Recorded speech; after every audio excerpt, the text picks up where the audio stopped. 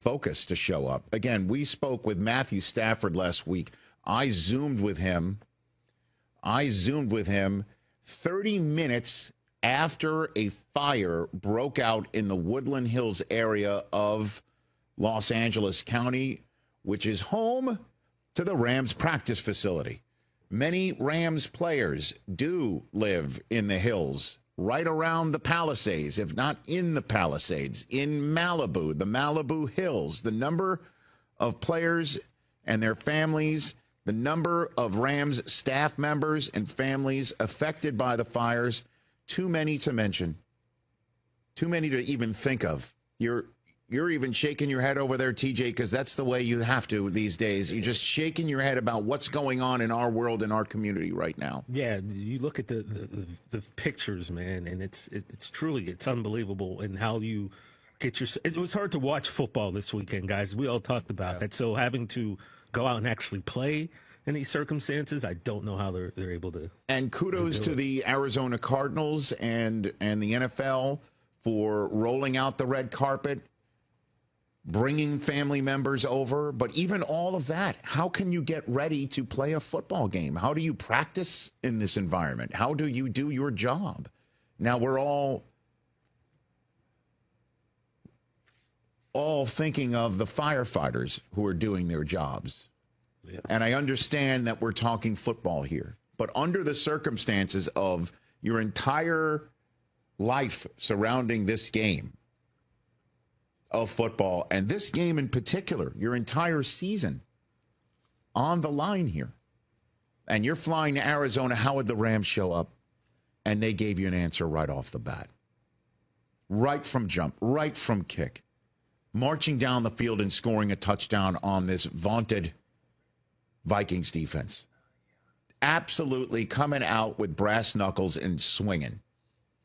And then defensively, backing it up.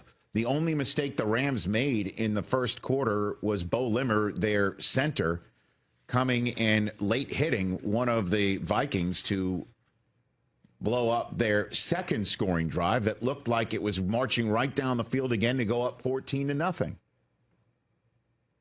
And then defensively, oh my goodness gracious.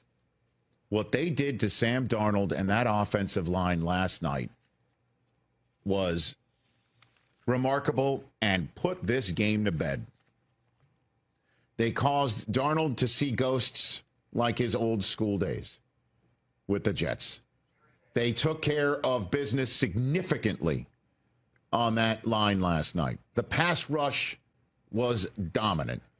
Darnold couldn't set, and when he did set, he held on to it too long because the back end was doing its job. And the Vikings watched their season go right down the tubes. And even Kevin O'Connell, who was pushing buttons all year long, and he could be the coach of the year. He can get that award. And if he gets that award the Thursday before the Super Bowl, it would not be surprising at all. But his decision before halftime to go for it on fourth down, when you get the ball first to start the second half and you go for it and get sacked again and essentially gift the Rams another opportunity at points. It was just a complete out of sorts moment for the road team, which did appear to have more fans of theirs in the stands of the makeshift stadium in Arizona. As Joe Buck mentioned, 51% Vikings, 49% Rams fans. And it was the Vikings who looked out of sorts. It was the Vikings who looked like their game plan wasn't ready for prime time. And it was the Vikings who wound up going home last night as a one-and-done 14-win team. And that Rams pass rush, 9 sacks. And the most impressive thing about that 9 sacks is Aaron Donald was at the game. Aaron Donald was at that game. It's just, This is how he's at the game. In street clothes. At some point, I was like, wait, are we sure he's not playing? Are we sure that Aaron Donald isn't? Did he, suit up for someone, Chris? Because that's the whole point, is that with Aaron Donald no longer being on the team, they weren't supposed to do anything this year.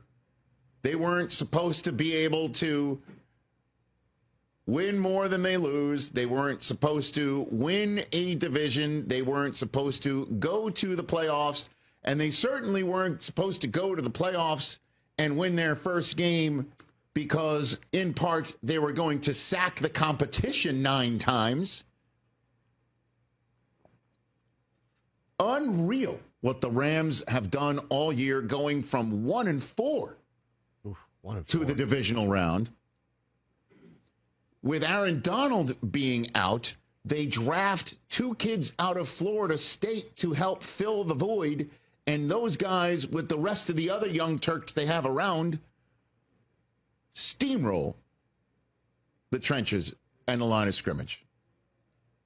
And that's the way the Rams move forward in these playoffs, with a visit to Philadelphia.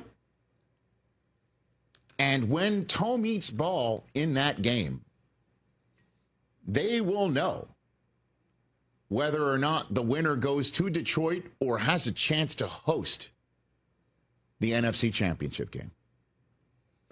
Because the night before, if Jayden Daniels and the Commanders continue to shock and awe and one and done the Lions, then the winner of Philadelphia and Los Angeles will host the NFC Championship game, which would be truly remarkable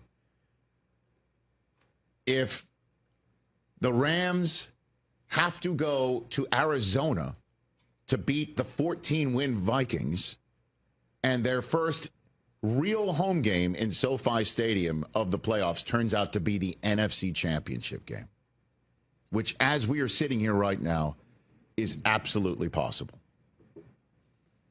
And that would be an unbelievable set of circumstances in the foreground of one of the most remarkable set of circumstances in the background. And that being what's happening here in Los Angeles.